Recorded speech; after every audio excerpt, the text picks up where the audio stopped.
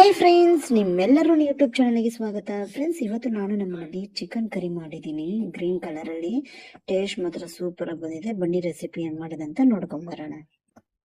ಈಗ ಒಂದು ಪಾತ್ರೆಯಲ್ಲಿ ಒಂದು 3/4 kg ಚಿಕನ್ ತಗೊಂಡಿದ್ದೀನಿ. ಅದಕ್ಕೆ 1 ಸ್ಪೂನ್ ಅಷ್ಟು ಖಾರ ಪುಡಿ, ಅರ್ಧ ಸ್ಪೂನ್ ಅಷ್ಟು ಅರಿಶಿನ, 3 ಸ್ಪೂನ್ ಅಷ್ಟು ಧನ್ಯ ಪೌಡರ್ನ ಹಾಕೊಂಡು ರುಚಿ ತಕ್ಕಷ್ಟು ಉಪ್ಪು ಹಾಕೊಂಡು ಇದನ್ನ ಚೆನ್ನಾಗಿ ಮಿಕ್ಸ್ ಮಾಡ್ಕೊಳ್ತಾ ಇದ್ದೀನಿ.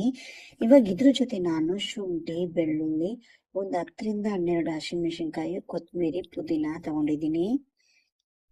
ನಮ್ಗೆ ಖಾರ ಎಷ್ಟು ಬೇಕೋ ಅಷ್ಟು ಹಾಕೊಬೋದು. ನಾನು ಒಂದು 12 ಹಸಿಮೆಣಸಿನಕಾಯಿ ಹಾಕೊಂಡಿದ್ದೀನಿ. ನಿಮ್ಗೆ ಖಾರ ಬೇಕಾದ್ರೆ ಇನ್ನೂ ಸ್ವಲ್ಪ ಹಾಕೊಬೋದು. ಇದಕ್ಕೆ ನಾನು ಇವಾಗ ಒಂದು 1/4 ಲೀಟರ್ ಮೊಸರು ಹಾಕೊಂಡು ಎಲ್ಲ ಮೊಸರನ್ನ ರುಬ್ಕೊಳ್ತಾ ಇದ್ದೀನಿ.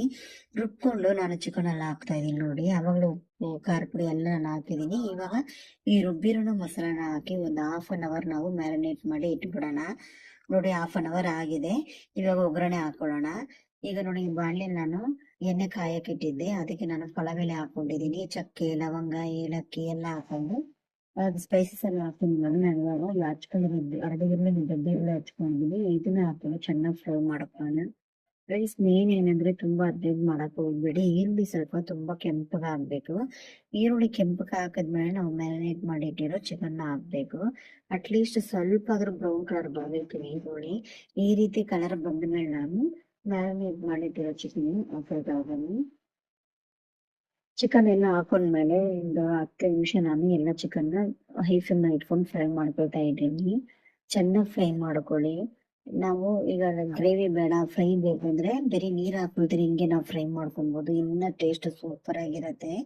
ನಾನು ಇದು ದೋಸೆಗಂತ ಮಾಡಿರೋದ್ರಿಂದ ಸ್ವಲ್ಪ ಗ್ರೇವಿ ಟೈಪಲ್ಲಿ ಬೇಕು. ಒಂದು 10 ನಿಮಿಷ ನಾವು ಚೆನ್ನಾಗಿ ಇದನ್ನೇ ಹಿಂಗೆ ಫ್ರೈ ಮಾಡ್ಕೊಳ್ಳೋಣ.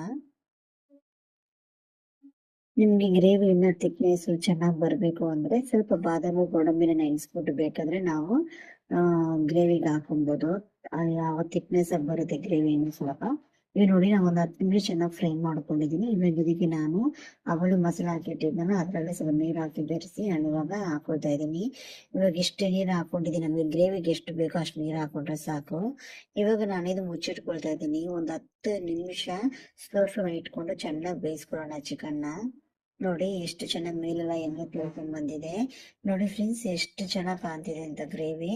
ಇದನ್ನ ಚಿಕನ್ ಗ್ರೇವಿನ ಚೆನ್ನಾಗಿ ಕುತ್ಕೊಳ್ಳೋ ಅಷ್ಟು ಬೇಕಾದ್ರೆ ಇನ್ನೊಂದು 10 ನಿಮಿಷ ಇಟ್ಕೊಂಡ್ಬೇಕಾದ್ರೆ ಕುದಿಸ್ಕೊಬಹುದು. ಗ್ರೇವಿ ಮಾತ್ರ ಸೂಪರ್ ಆಗಿ ಬರುತ್ತೆ ಫ್ರೆಂಡ್ಸ್. ಇದಕ್ಕೆ ನಾವು ಫ್ರೆಶ್ ಕ್ರೀಮು ಇಲ್ಲಾಂದ್ರೆ ಬಾದಾಮಿ, ಗೋಡಂಬಿ ನೆನೆಸಿ ಬೇಕಾದ್ರೆ ರುಬ್ಬಿ ಹಾಕಿದ್ರೆ ಗ್ರೇವಿ ಇನ್ನೂ ಸೂಪರ್ ಆಗಿ ಬರುತ್ತೆ. ಫ್ರೆಂಡ್ಸ್, ನನ್ನ ರೆಸಿಪಿ ನಿಮ್ಗೆ ಇಷ್ಟ ಆಗಿದ್ರೆ ಶೇರ್ ಮಾಡಿ, ಕಮೆಂಟ್ ಮಾಡಿ, ನನ್ನ ಯೂಟ್ಯೂಬ್ ಚಾನಲ್ ಸಬ್ಸ್ಕ್ರೈಬ್ ಮಾಡಿ. ನೋಡಿ ಗ್ರೇವಿ ಎಷ್ಟು ಚೆನ್ನಾಗಿ ಬಂದಿದೆ ಅಂತ. ನೀವು ಒಂದ್ಸರಿ ಮನೆಯಲ್ಲಿ ಟ್ರೈ ಮಾಡಿ ನೋಡಿ. ನನ್ನ ರೆಸಿಪಿ ನಿಮ್ಗೆ ಇಷ್ಟ ಆಗಿದ್ರೆ ಕಮೆಂಟ್